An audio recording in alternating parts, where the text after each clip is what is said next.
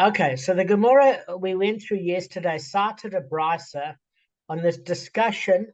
There was a Tanaic dispute about whether the court must themselves inspect the weapon. So we had two opinions. We had Reb Shimon HaTimni, who said that actually in the courtroom itself they have to see the weapon and examine it. Both the judges and I'm assuming the attorneys, and Rabbi Akiva is saying, listen, it suffices that if we do a proper cross testimony of witnesses, that those witnesses, as long as they've seen the weapon, that's the main thing. Because he said, look, you're not going to have a case where you always have the luxury of recreating the situation.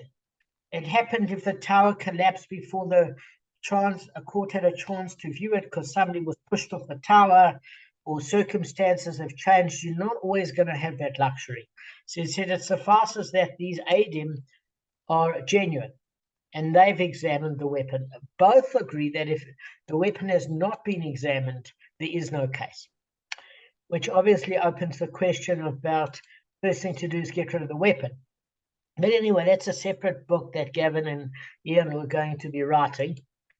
All right, so the rabbis taught in the brisa a tam ox that killed a person first and then afterwards inflicted damage against another ox, incurring a monetary case. The court tried for the capital case and they do not try it for the monetary case, because we said that at the end of the day, we have to understand the reason. So if you look at it on a broader perspective, a tam ox that damages another ox, as Arthur remembered yesterday, well done, Arthur, is that the owner pays a maximum of half damages from the body, migufo, of the attacking animal. So if, for example, the full damages were 200 zuz, he only has to pay 100. If you've got a scrawny little ox that happened to be aggressive, the chihuahua of oxes, and it attacked the other ox, you only have to pay the 80 zuz, not the 100, and the damaged party has to take a loss of the remainder of the half. If your ox is extremely large and it's worth 120 zuz, the owner of the damaged ox would have to reimburse you the 20 zuz, and he gets his 100, which is half the amount. Okay, so what happens here is very clear, is that if the first case is a capital case with a tam ox, it's stoned and forbidden for benefit. You can't have hanua from it. So therefore, the damaged party doesn't get paid because they only benefit from the actual body of the attacking ox. And since it's stoned and you can't get benefit from it, the monetary case is not heard. And unfortunately, the damaged party doesn't get restitution in that case. So we're saying here, now what happens with the muad ox that kills a person first and then inflicted damage? Okay, they try it first for the monetary case, and then they go back and try it for the capital case. So it doesn't matter if the capital case occurred first and then the monetary case. We try the monetary case first and then the capital case. We'll go into why. Okay. Now, if they made a mistake and they tried it for the capital case first, because that's the order in which it happened, they cannot go back and try it for the monetary case. Now, the thing of it is that a few things arise. Is that Gavin brought up some good points last night, even with Falbama OG is more awake than most people. He said, well, look, what happens if there is a case? Surely the kofir payment is more important because it's a capital case, as opposed to a monetary case. If the guy's got limited funds, what do we do? The reality is I have no idea. It's something worth asking Rabbi Cohen about. And again, we learned that the kofir, is it based on the damager, meaning the damager, because it was a muad ox and this person was harboring an animal that had a history of more than 3 times of being dangerous, is responsible for negligence for loss of human life. It wasn't out of the blue. And therefore, in Shemaim, he should pay with his own life. And this ox is making sure that it makes him almost dead broke. It's as if he was dead, the loss of it, and therefore it's an atonement in ransom for his life, but he should lose his life over it. So is it for the life of the damager, meaning the owner of the damaging ox, or is it for the life of the damaged party, meaning the person lost a breadwinner? So is it then calculated at the value of the dead person, the damaged, the dead, so to speak? So that was also an argument. So Gavin said, what if there's not enough for both? So Gavin, I'm not sure. Second point that Gavin mentioned is that it would make sense from a priority point of view to judge the capital case first, for two reasons. Firstly, it's more important because he was trying to apply the principle kim labori rabba minay, meaning the lesser punishment is waived in favor of the greater punishment. And we see that sometimes, so you say, but how does this occur? Well, if it's a muad ox, the owner should be paying with his life. Instead, he's paying a kofir. So why would he pay the monetary payment as well? The reality is, if there was a choice, it would be difficult to know. But if there's no choice, there's no reason, since he is not losing his own life, Gavin, and it's not a crime that he personally has committed, why the lesser penalty should be waived. Because two things you've got to know about Kim Labor Rubber Min, I was thinking about it, is it has to be created by a simultaneous act. So we said if somebody burns a Picasso, breaking Shabbos in front of witnesses and warnings, he gets the death penalty for breaking Shabbos, but he also burnt a 20 million rand Picasso. But it was with a simultaneous act that breaking Shabbos has caused the monetary damage. There cannot be two acts. Here there are two acts. There's an act where his ox committed a murder, and secondly created monetary damage against another animal. Okay? So that's something to bear in mind. The Kim Labor Rabba Minay does not apply in this case. It's not two simultaneous acts. Okay? That's number one. Yeah, thank you. Number two, they have to try the monetary case first. If they try the capital case first, the monetary case is not paid. And the Gemara is asking the very good question, why? So the base assumption is there's enough money for both. There's enough money for both. And ox is expensive, but it's not necessarily only somebody's assets. It's not like Jack and the Beanstalk, where he had one little goat left and 3 beans, and he threw it because he wasn't going to know where his next meal was. And the goat was very grateful he wasn't going to be eaten in lamb stew. People had more than one animal. So the thing of it is, we're seeing a case here where there was more than money. Otherwise, there's no question in the Gemara.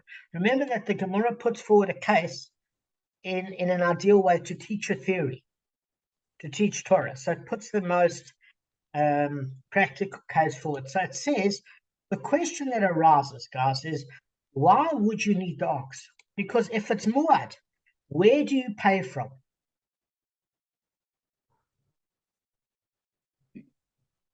You pay from choice property.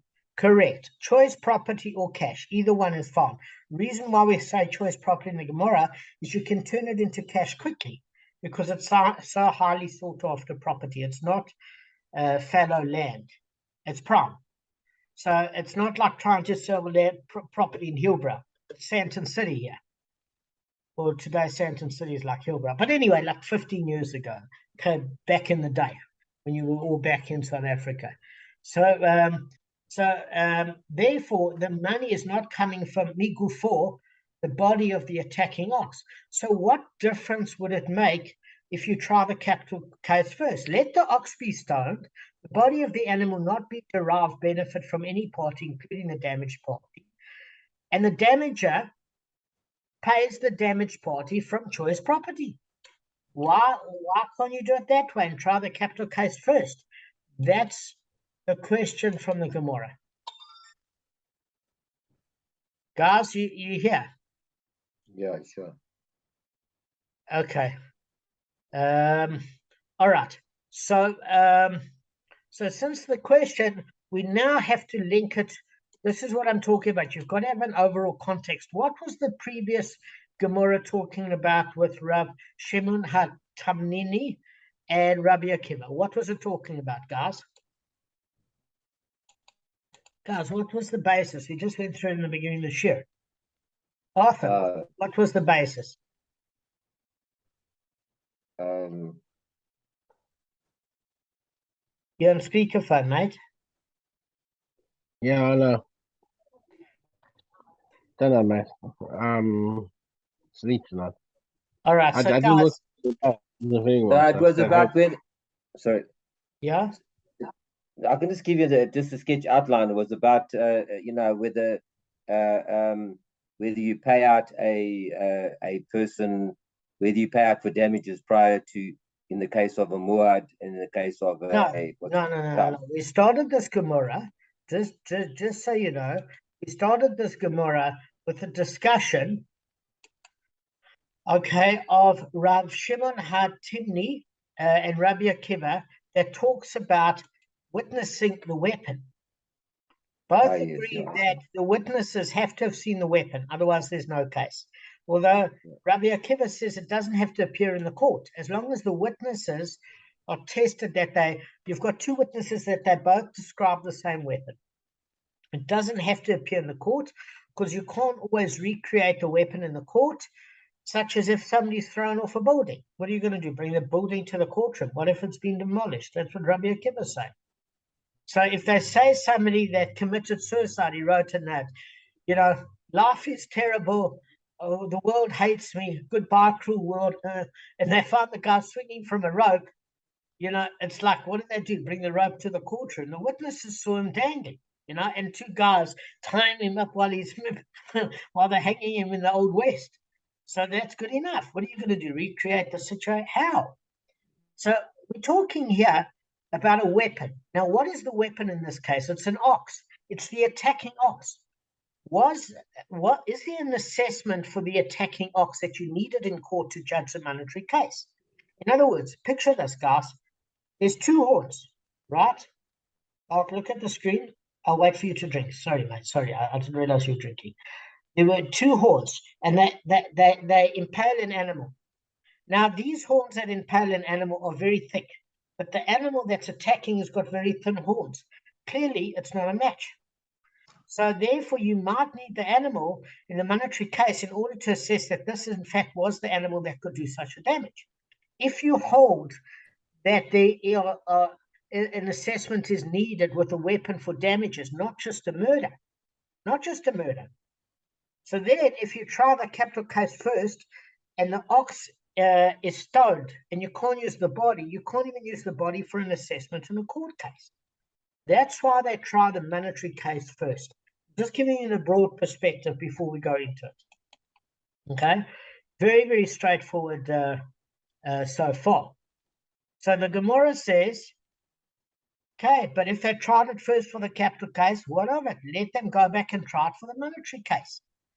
So the Gemara answers, Rava said, I found the rabbis of the study hall who were sitting and saying, with whom is this brisa in accord?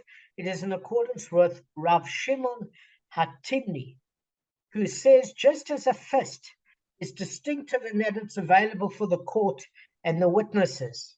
Because we just learned that Rav Shimon HaTimni requires a court itself, not just the witnesses, to examine the instrument that caused the damage. So if it's assault that results in death, they want to check that it wasn't Woody Allen that was hitting a sumo wrestler, because clearly he wouldn't have killed him. You get what I'm saying?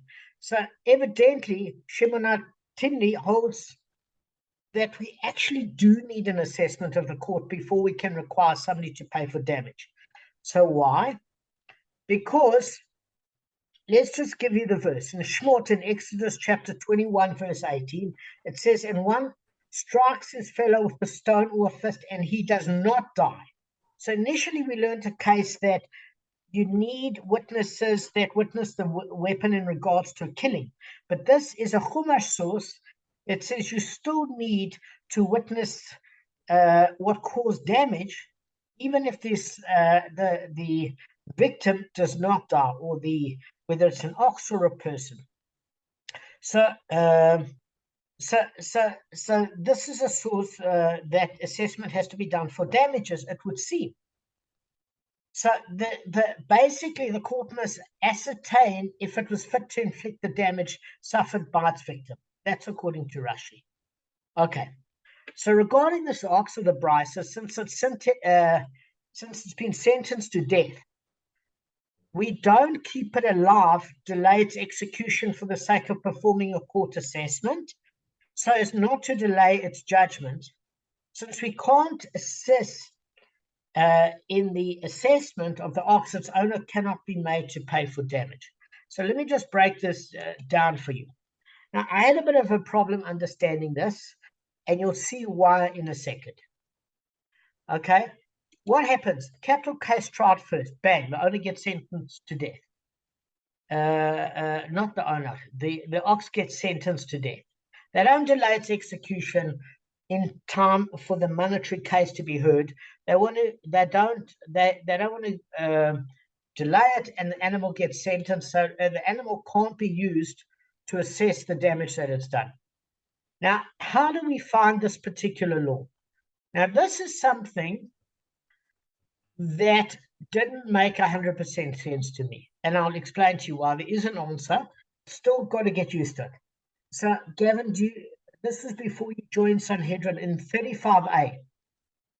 There's a case that regarding a human being that the court cannot delay implementing a verdict. So you don't. Yeah, I remember this. Not from then, but it was discussed later, obviously, because I wasn't at 35. Exactly. And it's one of the themes that go right throughout the book, I think. Exactly. So this is the thing, is that what happens is they've actually interviewed a lot of people on death row. There was a movie with Susan Sarandon and Sean Penn called, what was it called? Dead Man Walking. And it was about the stress that people go through on death row, that they die 3 or 4 deaths before they die a death. Because what happens is the governor extends them. He doesn't exonerate them, but he says, all right, we're commuting the sentence to a life sentence for X amount of years, and we're going to reassess. So the person could be on Spielkes for 20 years, and finally, when he gets a death sentence, it's almost a relief. He's living in hell. And this is not the Judaic approach. The minute the court gives the verdict that he shall die because he has committed a capital offense or a Torah-based death offense, such as sexual immorality of incest or adultery or breaking Shabbos with the right warnings, etc., in that particular case, they don't delay his execution and they execute him the same day. Why? Because it's a lack of cruelty. And it only creates mental agony if you stretch out the accused sentence, especially if it's not going to be commuted. So on this basis, what we do to people, we do to animals. In other words, a lot of the laws, when a human being kills, you get, there's a law that there's 4 death penalties. There's beheading, there's stoning, there's burning, and is hanging. Okay. Now, one of the death penalties is stoning. So there's many things that we do to animals that we do to people. And also, if we look at the laws of damages, we apply the laws of killing in many cases to the laws of damages. Why? Because you still need witnesses. You still need to examine weapons that caused it. It might not have caused a fatality, but it certainly caused a permanent maiming or injury. Many of the same rules of court due diligence and processes work the same way. But what's difficult to understand is its application of the rule to an animal. Because obviously, animals can't suffer mental anguish from such delays. So why is it wrong to delay their execution? I have no idea. You're going to put listen, it's one thing. Somebody gave me an argument once that a dog knows when it's putting down because it poops itself when it goes to the vet. It has no idea it's being put down. The vet has a mental association of injections, a thermometer up the bum, very uncomfortable situations, being held against its will. The animal has got no concept that it might be put down. It might think it's going for its annual defleeing. So that's not a valid argument. So how can we apply that rule of kindness to an animal when an animal has no complexity of thought? And the Ravad, finally I found an answer with the Ravad. It's all I can do to come to terms with it. That gives an answer that the laws of executing an animal are compared with those of executing a person. So even if the reason doesn't apply to an animal, we don't delay its execution. Okay? So for whatever reason, the laws mimic. So you might say, well, why does an animal deserve to be stoned, for example? Poor animal, what did it do wrong? Well, firstly, that's not a question you can ask with an ox that is a killer, because everybody agrees that an ox that's got the potential to maim or kill and has shown a track record has to be put down for the sake and safety of the community. The question that comes up is with rules of bestiality. A human being, some Arab oak in a village, decided to have his way with Betsy the goat. Betsy the goat was as surprised while she was eating her turnips as, and the next thing, Betsy gets the death penalty. So how's that fair? So the reason that happens, because what did the animal do wrong, is that when it's a Jew that commits bestiality, apart from that human being getting the death penalty, it's a humiliation to the family where Betsy still walks around. You say, oh, you know that Betsy, quite a pretty looking goat. No wonder Cham Shmerel next door decided to shtup her. So for the sake of embarrassment for the family, I'm not kidding, guys. I'm not kidding. They put the animal, they stone the animal. Now, they don't pelt it with little stones where it injures the animal. The animal's below, and they take a huge boulder, and they put it on the animal. So you've got from a lamb to minced lamb. That's it. The animal didn't know what hit it. It's not cruel. It's quick. All you're going to have is a stain at the bottom of the mountaintop. That's all. It's not like the Arabs interpreted about stoning. So what they do is they take 10,000 little pebbles and they stone some person to death. Now, that's not fun. Very different case. Okay, so let's get back to the Gemara. So because the capital case accidentally was tried first, don't delay the animal's execution, and therefore we don't have time to judge the monetary case because you would need the actual animal. So the question that would then arise is rather actually relates a response to that explanation. He said, and I said to the rabbis who suggested this explanation, you can say even that the Brisa follows Rabbi Akiva, who doesn't require such an assessment by the court. In other words, Rav Shimon HaTimni is basically saying that you need the animal in the court so that in the court proceedings they can physically, Kevin, witness the ox that did the damage. What it's saying is Rabbi Akiva is saying as long as the witnesses saw the ox gore, you don't need the actual ox in court. So Rabbi is saying to these Rabbonim, the Brisa can actually follow Rabbi Akiva. Because at the end of the day, we paskin according to Rabbi Akiva. Because we obviously can't take it to that conclusion always to have an ideal setting. In fact, he said that if judges do witness the act, they have to recuse themselves from at least judging it, or they can choose to be judges but not witnesses, but not both. So the thing of it is, how can this follow Rabbi Akiva? It does not require the animal to be assessed by the court. So then why can't we try the monetary case?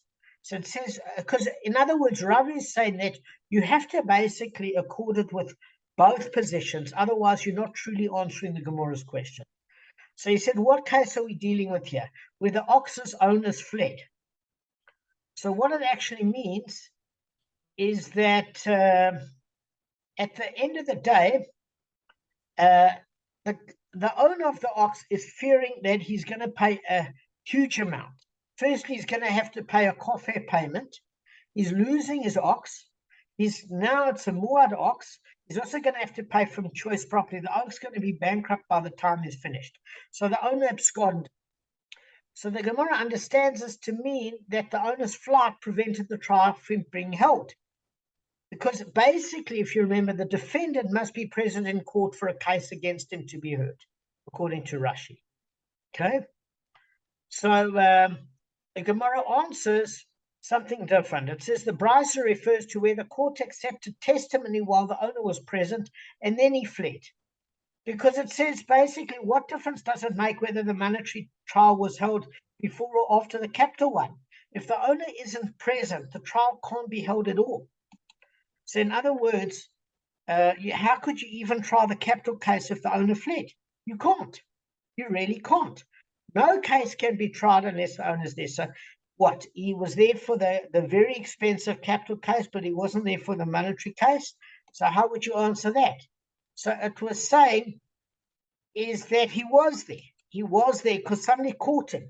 Gavin, what happened is there were people at the scene where it killed a person, and they gripped him, and they said, "You're not leaving." And then they had the capital case. Before they had the capital case, they had the monetary case. But they say, what if you have the capital case first? Because Rabbi Akiva doesn't need the animal to be there in the monetary case.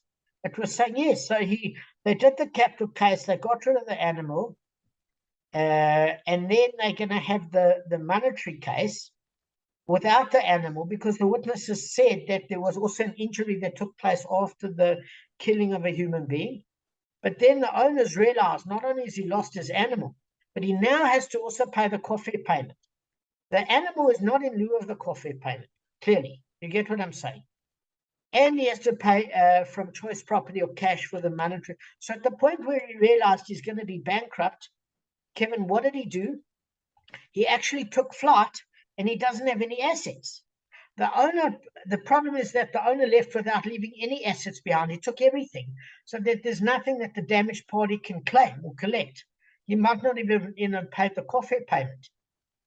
So in other words, the owner was present and then he fled because the owner had to have been present, otherwise no verdict could have been given. So the Gemara persists and says, look, in the final analysis, even if the ox is not tried first for the capital case, where will the damaged party be paid? In other words, what use is in trying to push the monetary case first and give the ox to the damaged party as payment? Once the capital case has been judged, the ox will be stoned and the damaged party will be left with nothing. So at the end of the day, you've still got a problem. So the Gemara, Kev, I just need a minute and a half, and then you've got 4 straight minutes. So the Gemara says maybe he's compensated through renting the ox out for plowing.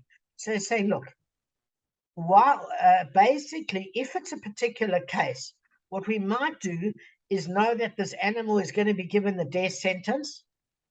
And in that particular case, there might be a limitation of funds. So let the damaged party use the ox to get at least benefit from it until the animal is destroyed, because he can't get benefit from the body of the attacking animal if it's a tam.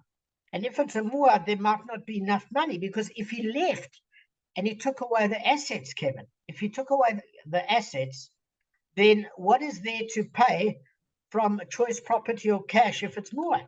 Either way, whether it's the tam or whether it's a muad where the guy absconded with the assets, let the guy use the animal before it's sentenced to death to get at least some work out of it. And the Gemara says, listen, you can't do that, because whether it's a tam or muad, the problem is Rav Mari, the son of Rav Kahana, said that this tells us that plowing is considered choice property of the owner and his other assets, and the owner of the tam is not required to pay from his other assets. In other words, we can't do that from the tam. The only way you can pay from the tam is from the body of the attacking animal, not from working the animal, because that's seen as a different category, as though it was the person's assets that you're using. Okay? So at the end of the day, according to Rabbi's answer, under normal circumstances, we can rule on the monetary case, even if the animal's been sentenced to death, because Rabbi Akiva doesn't require the court personally to examine the item that inflicted the damage. In this case, it's an ox, it's not a weapon. So there's no reason the court cannot rule on the monetary goring after the ox has already been killed. So it's saying that the owner left without leaving any assets. And it's suggesting that maybe in that case, that the ox can be plowed out for compensation. But if it was already condemned to death first, we don't delay its execution. So if the monetary case is there first, we at least can use it for plowing in a muad, but not in a tam, because it's a different category. But if it's sentenced to death, that goes first. All right, Kevin, take it away. You've got 3 minutes.